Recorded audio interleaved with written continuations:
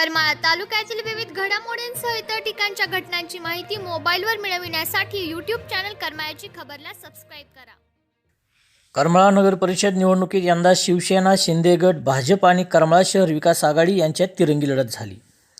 माजी आमदार जयवंतराव जगताप यांच्या अनुभवी नेतृत्वाखाली शिवसेना, शिंदे गट तर भाजपच्या मोठ्या ताकदीच्या साथीने पालकमंत्री जयकुमार गोरे यांच्या मार्गदर्शनाखाली तर भाजप महिला आघाडी प्रदेश उपाध्यक्षा रश्मिताई बागल, दिग्विजय बागल, अर्बन बँकेचे चेअरमन कन्हैयालाल देवी, भाजपचे जिल्हा सरचिटणीस गणेश चिवटे यांच्या नेतृत्वाखाली भाजप अशा मोठ्या राजकीय शक्तीविरोधात निवडणूक लढविलेल्या स्थानिक करमाळा शहर विकास आघाडीची जोरदार चर्चा करमाळा शहरात सुरू आहे.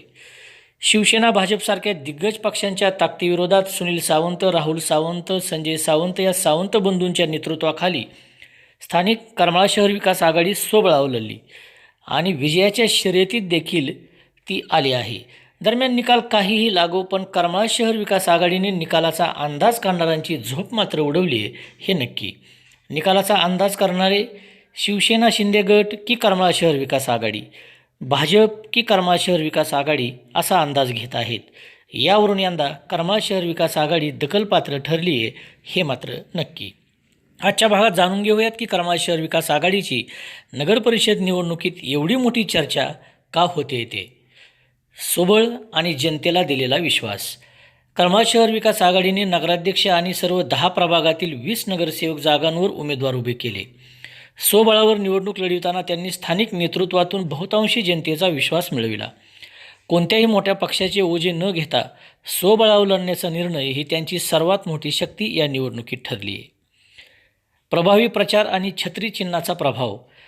पारंपरिक पक्षांना टक्कर देत आघाडीने प्रचारात मोठी आघाडी घेतली होती. त्यांना मिळालेले छत्री हे चिन्ह त्यांनी अल्पावधीतच घराघरात पोचवले. त्यांच्या प्रचार रॅलीमध्ये नागरिकांचा मोठा आणि उत्स्फूर्त असा सहभाग दिसून आला होता. त्यामुळे देखील या निवडणुकीत करमाळा शहर विकास आघाडी दखलपात्र ठरली आहे. समस्यांवर लक्ष आणि विकासाचे आश्वासन. करमाळा शहर विकास आघाडीने शहराच्या मूलभूत समस्यांवर निवडणुकीच्या माध्यमातून लक्ष वेधले आणि करमाळा शहरातील या समस्या सोडवण्याचे ठोस आश्वासन त्यांनी जनतेला दिले. नागरिकांना त्यांनी दिलेले आश्वासन भावले असल्याचेही बहुतांश ठिकाणी दिसून आले आहे.